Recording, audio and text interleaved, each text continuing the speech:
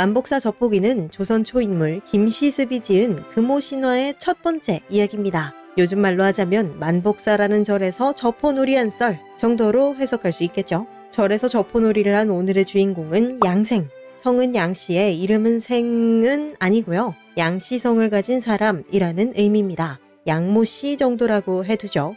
양생은 전라도 남원 만복사의 동쪽에 사는 미혼 남성입니다. 원문의 문맥을 보면 당시 기준으로는 나이가 꽤 있는 노총각이었던 모양이에요. 의지할 부모님도 정을 붙이고 살 아내도 없는 양생은 아주 외로웠습니다. 그래서 달이 밝은 날이면 배나무 아래를 거닐며 시를 읽곤 했죠. 그 내용은 당연히 외롭고 쓸쓸한 자신의 신세를 한탄하는 내용이었고요. 달빛 밝은 밤은 유난히 홀로 보내기 힘들구나. 홀로 남은 원한과도 같은 내 신세. 인연을 아무리 점쳐봐도 씨름은 가실 줄을 모르네. 그때 한탄하던 그의 머리 위에서 갑자기 말소리가 들려옵니다. 그대가 진정 아름다운 배필을 얻고 싶다면 왜 그 소원이 이루어지지 않을까 걱정하느냐. 독실한 불교신자 양생은 이 목소리가 부처님의 것이라는 직감이 들었습니다. 부처님이 저렇게까지 말했다는 건 곧 양생에게도 봄날이 온다는 얘기겠죠. 마침 좀 있으면 3월 24일이기도 하고요. 웬 3월 24일이냐? 사실 이날은 특별한 날입니다. 남원에서는 3월 24일이 되면 만복사의 등불을 밝히고 복을 비는 풍속이 있었거든요. 김영가모 이야기에서 신라 사람들이 2월 8일부터 15일이 되면 흑륜사에 모여 탑을 돌며 소원을 빌었었죠. 만복사에서는 3월 24일이 되면 사람들이 모여들어 소원을 빌었습니다. 남녀노소 수많은 사람들이 만복사에 모이는 이날, 혹시 양생도 김현처럼 복을 빌러 온 누군가와 이어지지 않을까요? 하지만 그런 일은 일어나지 않았습니다. 아침부터 수많은 사람들이 만복사에 몰려들고 법회가 열렸다 마무리되고 소원을 빌기 위해 모였던 사람들이 하나둘 자리를 떠날 때까지 양생은 자신의 인연을 발견하지 못했죠.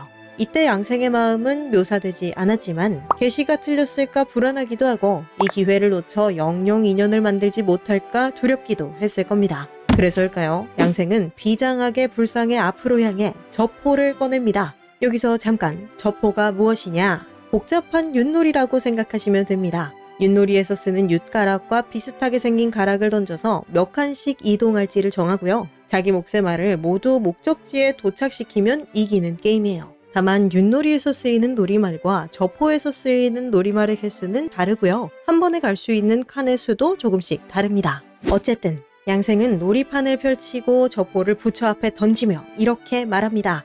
부처님과 함께 젖포놀이를 해보렵니다. 제가 지면 제 힘으로 법연을 차려드리겠습니다. 대신 부처님이 지면 저를 아름다운 여인과 혼인시켜 주십시오. 그렇게 아무도 없는 불전에서 벌어진 난데없는 갬블링. 그 대결은 양생의 승으로 마무리되었습니다. 인연은 이미 정해졌으니 소홀히 하지 않으시리라 믿겠다는 말을 던지고 양생은 보이지 않는 곳에 숨어 약속이 이루어지기만을 기다리기로 합니다. 그리고 양생이 몸을 숨기자마자 기다렸다는 듯 불전으로 아름다운 아가씨가 들어왔죠. 두 갈래로 따은 머리는 밤에도 윤기가 흘렀고 깨끗하고 단정한 옷차림과 아름다운 얼굴은 하늘의 선녀가 지상으로 내려온 것만 같은 착각을 불러일으킬 정도로 아름다웠습니다. 양생이 여인의 아름다움에 취해 멍하니 바라보고 있는 사이 여인은 등잔에 기름을 붓고 향을 꽂았습니다. 그리곤 3번 절을 한 뒤 크게 한숨을 쉬었죠. 인생이 원래 방명한 것이라지만 어찌 이럴 수가. 그러고는 품속에서 종이를 꺼내 불탁 위에 받치더니 엉엉 울기 시작합니다. 한참을 울고 있는 여인이 안쓰럽기도 하고 예쁘기도 하고 양생은 더 이상 참지 못하고 여인을 향해 뛰쳐나갑니다. 무슨 사연이 있길래 불탁에 글을 올렸는지 묻고는 방금 여인이 올린 종이를 들어 글을 읽기 시작했죠. 이 종이에는 어떤 글이 쓰여 있냐? 때는 변방에 왜구가 쳐들어온 시점. 어딜 가나 싸움이 끊이지 않고 봉화 연기가 자욱했던 시절. 왜구들은 눈에 보이는 모든 집을 불살랐고 죄 없는 사람들을 노략질했습니다. 백성들이 할 수 있는 일은 그저 그들을 피해 도망가는 것뿐이었죠. 이 여인의 종들과 친척도 다른 사람들처럼 피난을 갔지만 여인 자신은 너무나도 연약해 피난을 갈 수 없었습니다. 그래서 집안에 있는 깊숙한 규방을 벗어나지 않으며 들키지 않기를 기대할 수밖에 없었죠.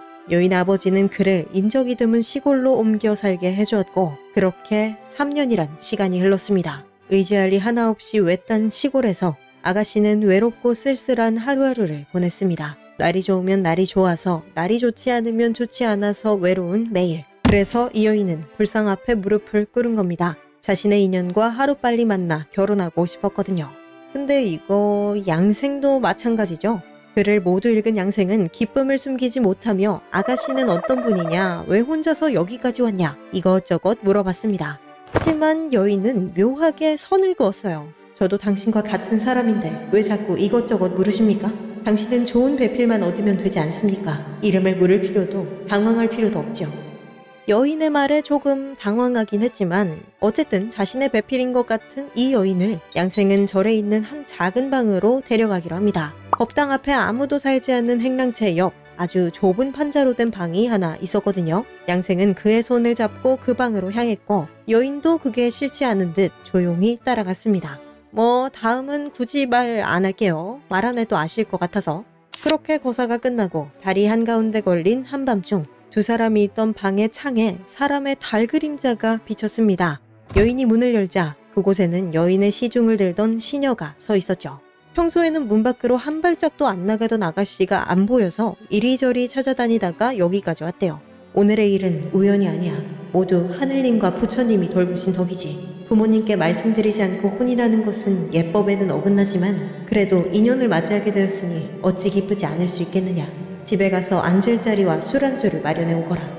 시녀가 앉을 자리와 술안주를 가지고 오니 시간은 어느덧 새벽이 되었고 이들은 뜰에 앉아 시간 가는 줄 모르고 정취를 즐겼습니다. 화려한 무늬 없이도 깨끗하고 정갈하며 아름다운 방석과 술상, 한 번도 맡아본 적 없는 향내를 풍기는 술. 여인과 함께하는 내내 양생은 마치 인간 세상이 아닌 곳에 온 것 같은 기분이 들었습니다. 무엇보다 여인 자체가 인간이 아닌 것 같기도 했고요. 의심도 가고 괴이하게 느껴지기도 하는데 얼굴이 개연성이죠 뭐. 너무 예쁘기도 하고 얌전한데 이야기도 잘하고 웃음소리도 맑고 양생은 그저 귀한 집 아가씨가 담을 넘어 잠시 절에 온 거겠지 하고 생각했다고 해요. 양생이 여인의 요청으로 가사를 짓고 그걸 시녀가 부르니 인간 세상이 아닌 것만 같은 이 느낌은 점차 강해져 갔습니다. 시녀의 노래가 끝나고 여인은 비장하면서도 서글프게 말했습니다. 당신을 좀 더 일찍 만났다면 좋았을 텐데 그래도 여기서라도 만나게 되었으니 얼마나 다행입니까? 만약 낭군이 저를 버리지 않으시면 저는 끝까지 시중을 들겠습니다. 하지만 만약 제 소원을 이뤄주지 않으신다면 저는 영원히 낭군을 떠날 것입니다. 이 말을 들은 양생은 당연히 깜짝 놀랐고 여인의 말을 따르겠다고 맹세했습니다. 물론 그 말을 하는 여인의 태도가 좀 이상하긴 해서 유심히 그의 거동을 살폈죠. 그러다 보니 어느새 달은 지고 먼 마을에서부터는 다구는 소리가, 절에서는 종소리가 들렸습니다. 동이 트려하자 여인은 시녀에게 술자리를 정리해 집으로 돌아가라고 말했는데요. 시녀는 공손하게 대답하자마자 증발했습니다. 말 그대로 증발했어요. 어디로 갔는지 알 수가 없었거든요. 인연이 이미 정해졌으니 함께 제 집으로 가시죠. 그렇게 양생은 여인의 손을 잡고 마을을 지나 여인을 따라가는데 그 누구도 여인의 존재를 눈치채지 못했습니다. 사람들은 양생에게 새벽부터 어딜 가냐며 물어왔지만 웬 여자냐, 어떤 사이냐라고는 아무도 묻지 않았거든요. 그러고 보니 걔들이 평소보다 좀 더 심하게 짖는 것 같기도 하고요. 어쨌든 양생은 어젯밤에 술을 너무 많이 마셔서 만복사에서 자다가 친구가 사는 마을을 찾아가는 길이라고 둘러댔습니다. 그렇게 사람들이 모여 사는 민가를 지나고 여인은 점점 잡초가 우거지고 이슬이 잔뜩 남아있는 깊은 곳으로 들어갔습니다. 아니, 당신이 거처하는 곳이 이렇게 쓸쓸하고 외진 곳이란 말이오? 양생의 물음에도 여인은 그저 혼자 사는 여인의 거처는 원래 다 그런 법이라고만 했습니다. 아무리 봐도 인간은 아닌 것 같은 이 여인. 과연 여인은 정말 귀신일까요? 만약 그렇다면 여인은 그곳으로 양생을 데려가 어떤 일을 하려 하는 걸까요? 제가 앞부분에서 요약을 좀 수상하고 무섭게 하긴 했지만 막상 당사자인 양생은 그렇게 무섭거나 두렵지는 않았던 모양입니다. 양생은 길을 걷는 내내 여인과 함께 시를 읊으며 장난을 쳤거든요. 신나게 웃으며 걷다 보니 이들은 어느새 계룡동이라는 곳에 도착했습니다. 발 디디는 곳마다 쑥이 무성히 자라나 있고 가시나무가 하늘에 닿을 듯 높이 자라난 이곳에는 정돈되지 않은 주변과는 정반대인 집 한 채가 놓여 있었죠. 아주 작긴 하지만 동시에 아주 아름다운 집. 여인은 양생을 그 집으로 이끌었습니다. 아마도 이 집이 여인이 사는 곳인 모양이네요. 집 내부는 바깥만큼이나 아름답고 정갈했습니다. 이부자리는 말끔하게 정돈되어 있고 벽에는 아름다운 휘장이 드리워져 있었죠. 이곳에서 두 사람은 일종의 신혼생활을 시작했어요. 함께 밥을 먹고 함께 이야기를 나누며 함께 잠자리에 들었죠. 마치 꿈을 꾸는 것처럼 행복하고 즐겁기만 한 여인과의 생활. 역시 이곳에 있는 모든 것들은 인간 세상의 것이 아니로구나. 여인의 집에서 하루하루를 보내며 양생은 여기 있는 모든 것들이 인간 세상의 그것과는 다르다는 걸 더 확실히 깨닫게 되었습니다. 심지어 그의 곁에 있는 여인마저도 말이죠. 하지만 양생은 그 짧은 시간 사이 이미 여인에게 푹 빠져버렸습니다. 그래서 머릿속에 떠오르는 생각들을 애써 무시하고 여인과 더 행복한 시간을 보내기로 하죠. 시간은 흘러 양생이 이곳에 온 지도 어느덧 사흘째가 되었습니다. 이곳에서 보내는 사흘은 인간 세상의 3년과 같습니다. 그대는 이제 집으로 돌아가 생업을 돌보십시오. 아니, 두 사람은 부처님이 점지해준 인연이잖아요. 당연히 평생 같이 사는 거 아니었나요? 갑자기 그게 무슨 소리냐며 묻는 양생을 향해 여인은 이렇게 말했습니다. 우리는 곧 다시 만나 평생의 소원을 풀게 될 것입니다. 그대가 이 누추한 곳에 온 것 또한 저와의 인연이 있기 때문이죠. 양생을 다 잃은 여인은 헤어지기 전 이웃에 사는 친척들을 만나보자고 제안했습니다. 거절할 이유가 없죠. 양생은 그러자 대답했고 여인은 시녀를 통해 이웃에 사는 친척들을 불러 모았습니다. 그렇게 집에 초대된 이들은 총 4명, 모두 결혼하지 않은 여인들이었는데요. 구름처럼 쪽진 머리를 하고 있는 여인 정씨, 두 갈래로 머리를 따은 가냘픈 몸매의 오씨, 얌전하면서도 엄숙해 보이는 김씨, 그리고 엷은 화장을 하고 흰 옷을 입은 류씨였습니다. 끼리끼리는 과학이죠. 지체 높은 귀족인 이 아가씨들은 양생의 연인처럼 성품이 온화하며 총명하고 시에도 일가견이 있었습니다. 우리 양생도 시 짓는 데는 좀 재주가 있거든요. 그러니 이들의 모임은 자연스레 시를 읊으며 풍류를 즐기는 방향으로 흘러갑니다. 그런데 이들이 짓는 시의 내용이 좀 이상해요. 첫 번째로 시를 지은 건 쪽진 머리의 정씨였는데 자신의 외로운 신세를 한탄하면서 하는 말이라는 게 무덤에 찾아오는 이는 아무도 없네. 흐르던 적삼은 구겨지고 쪽진 머리는 헝클어지며 정다운 약속들은 모두 쓰러지고 말았네. 무덤이요? 결혼도 안 한 젊은이가 웬 무덤? 어쨌든 정씨의 시 낭송 뒤에는 오씨가 시를 지어 읊었는데요. 그나마 이 시는 무난했습니다. 만복사에서 접혼내기로 인연을 맺고 돌아온 여인과 양생을 부러워하며 그 반대로 외로운 자신의 처지를 호소하는 내용이었거든요. 근데 생각해보니까 이것도 좀 수상하네요. 양생이 부처님과의 접혼내기에서 이겨서 아가씨와 연인이 된 사연을 이 사람이 대체 어떻게 알죠? 뭐 여인이 미리 말해줬을 수도 있죠. 일단 넘어갑시다. 슬프고 쓸쓸한 시 두 편에 잔치 자리는 금방 우수에 젖었지만요. 김씨만큼은 앞의 시들이 영 마음에 들지 않았던 모양입니다. 두 사람의 시가 너무 음탕하다며 지금은 오늘 이 자리의 풍경만 묘사해야 한다고 훈계했거든요. 속마음을 털어놓는 것은 손님을 통해 우리 마음을 인간 세상에 털어놓는 게 아닙니까? 네? 인간 세상이요? 그럼 그 말하고 계신 본인은 인간이 아닌가요? 여하튼 훈계를 늘어놓은 김씨는 얌전한 태도로 붓을 잡으며 시를, 정말 오늘의 잔치 풍경만을 묘사한 시를 선보였습니다. 이후 흰옷을 입은 류씨도 금세 시를 지었는데요. 바위처럼 정절을 지킨 오랜 세월 탓에 아름다운 모습은 부천 깊이 묻히고 말았네. 연지도 분도 바르지 않은 얼굴과 헝클어진 머리, 경대에는 먼지만 자욱하고 거울에는 녹이 슬었네. 오늘은 다행히도 잔치에 끼었지만 머리에 꽂은 붉은 꽃에도 얼굴이 붉어지네.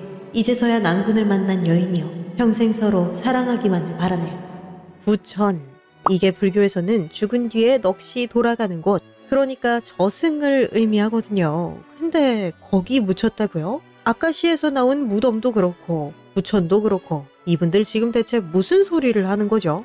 어쨌든 류씨가 두 사람을 향해 덕담을 건넸으니 답가를 해야겠죠. 여인도 조용히 시 한 편을 지어 읊습니다. 골짜기에서 매일 근심하더니 짝을 찾아 즐거이 논이네. 님이여, 바라건대 날이 서늘해진다고 비단 부채를 버리지 마소서. 그러니까 오랜 세월 외롭게 살던 자신이 겨우 짝을 만났으니 양생이 그런 자신을 버리지 않았으면 좋겠다. 뭐 그런 말이죠.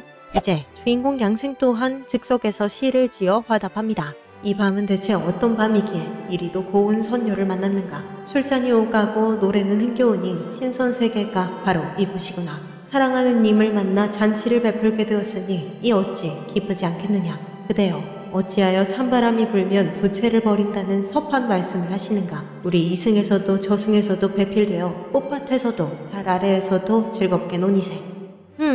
잔치라기에는 분위기가 좀 축축 처졌던 것 같기도 하고 여인들이 지은 시가 영 찝찝하기도 하지만 어쨌든 양생의 시를 마지막으로 잔치는 끝이 났습니다. 이제 남은 건 두 사람이 이별하는 것뿐. 여인은 양생에게 은으로 된 그릇을 하나 건넵니다. 내일 부모님께서 저를 위해 보련사에서 음식을 베푸실 겁니다. 정녕 당신이 저를 버리지 않으시겠다면 보련사 길목에서 저를 만나 함께 부모님을 뵙는 것이 어떠실지요? 선결혼 후 인사라니 좀 특이하긴 하네요. 뭐 근데 부처님이 중매해준 건 안 특이한가요? 양생은 여인의 말을 따르기로 했고 이 둘은 그 자리에서 헤어졌습니다. 다음 날 여인과 헤어진 양생은 은그릇을 들고 보련사로 가는 길가에 나타납니다. 여인과 약속한 시간이 되기만을 기다리는 양생. 하지만 그가 만난 건 여인이 아니었습니다. 수레와 말의 기나긴 행렬이었죠. 듣자하니 어떤 귀족 집안에서 딸의 3년상을 치르기 위해 보련사로 가는 행렬이래요. 양생이 멍하니 그 행렬을 바라보는데 행렬의 주인인 듯한 나이 많은 귀족이 양생에게로 다가옵니다. 지금 들고 있는 그 그릇 어떻게 손에 넣은 것이오? 알고 보니 양생이 들고 있는 이 그릇은 이 집 딸의 장례식 때 딸과 함께 묻었던 거래요. 한 하인이 그 그릇을 발견하고 이거 이상하다. 아가씨 묻을 때 함께 묻었던 걸 저 사람이 가지고 있다 라고 말해서 이 귀족이 확인차 말을 건 거죠. 이제 확실해졌습니다. 양생이 마주친 이 사람은 양생의 정인 아가씨의 아버지였던 거고 아가씨는 죽은 지 무려 3년이나 지난 망자였던 거죠. 사실 이 아가씨는 남자의 하나뿐인 딸이었습니다. 그리고 난리통에서 왜구의 손에 죽임당했죠. 당신은 살아있는 이들이 목숨을 보존하는 것조차 버거웠던 시절 아버지가 할 수 있었던 거라고는 그저 계령사 곁에 딸의 주검을 임시로 묻는 것뿐이었습니다. 그렇게 3년이라는 시간이 흘렀습니다. 딸이 죽은 지 딱 3년이 되는 날 아버지는 딸을 위한 제사를 지내 명복을 빌어주려 했고 그러던 와중 양생을 만난 겁니다. 자네가 정말 내 딸의 소원을 이뤄주려거든 여기서 내 딸을 기다렸다가 함께 보련사로 오시게. 어쩌면 양생은 이미 알고 있었을지도 모릅니다. 자신의 연인이 살아있는 사람이 아니었다는 걸 말이죠. 하지만 지금부터는 다릅니다. 사랑하는 여인이 귀신일지도 모른다는 의심과 그가 정말 귀신인 건 완전히 다르니까요. 과연 양생은 여인과의 약속을 지킬 수 있을까요? 귀족의 행렬이 아니 연인을 위한 제사 행렬이 모두 떠난 후에도 양생은 우두커니 서서 여인이 오기만을 기다렸습니다. 이승에서나 저승에서나 함께 하겠다 맹세하는 시를 지었기 때문인지 아니면 그저 여인을 너무나도 사랑하는 마음 때문인지는 몰라도 양생은 여인이 어떤 존재든지 그를 사랑하겠다고 결심했던 모양입니다. 여인과 약속한 시간이 되자 저 멀리서 시녀 하나와 한 여인이 양생이 있는 곳으로 다가왔습니다. 아름답고 우아한 실루엣의 주인공은 당연히 양생의 연인이었죠. 고작 하루 만에 다시 만났을 뿐인데도 두 사람은 기쁜 마음으로 재회했습니다. 그리고는 손을 꼭 붙잡고 여인의 대상이 치러지는 곳 보련사로 향했어요.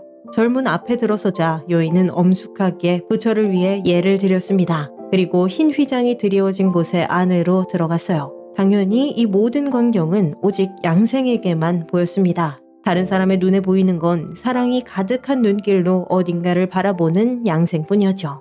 함께 저녁이나 드시죠.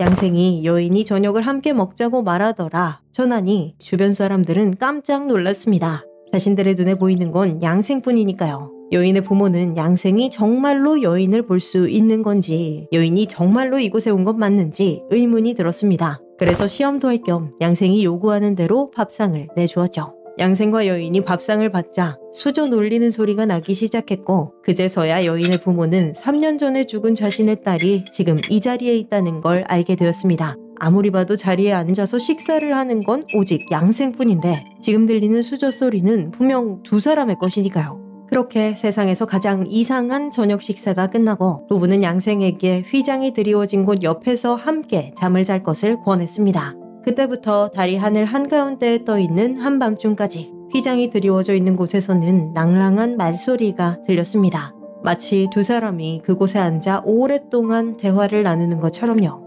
하지만 그 말소리는 사람들이 조금이라도 들으려 하면 금세 그치고 말았기에 휘장 안에서 어떤 이야기가 오가는지는 곁에 있는 그 어떤 이도 알 수가 없었습니다. 나도 내가 법도를 어겼다는 것을 잘 압니다. 계룡동에 가던 길 외우던 시가 정숙한 여성이라면 외워서는 안 될 시라는 것도 잘 알고 있고요.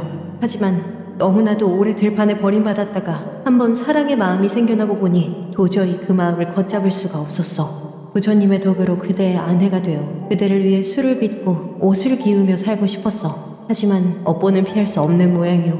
나는 이제 떠나야만 하오. 그리고 이번의 이별은 다시 만나기를 기약하기도 어려운 이별이지. 헤어지려 하니 아득하기만 하여 대체 무엇라 말해야 할지.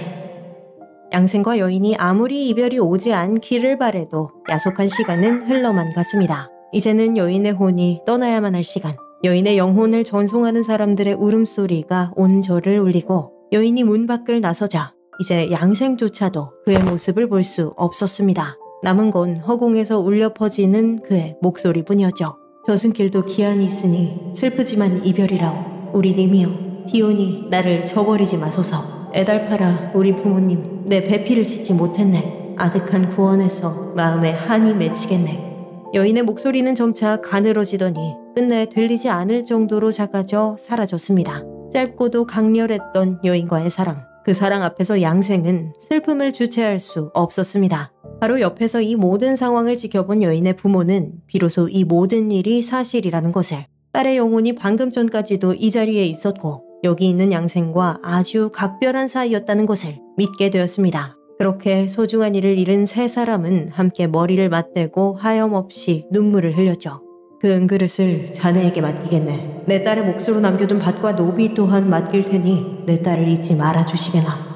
아무것도 없었던 청년 양생은 그렇게 며칠 사이에 많은 재물을 얻게 되었습니다. 하지만 연인을 잃은 그에게 재물이 다 무슨 소용일까요? 다음날 양생은 고기와 술을 마련해 여인의 집이 있던 계룡동으로 향합니다. 여인과의 추억이 깃든 아름다운 집은 온데간데 없고 그저 땅을 뒤덮은 덤불과 시체를 묻어둔 자리만 덩그러니 있는 이곳.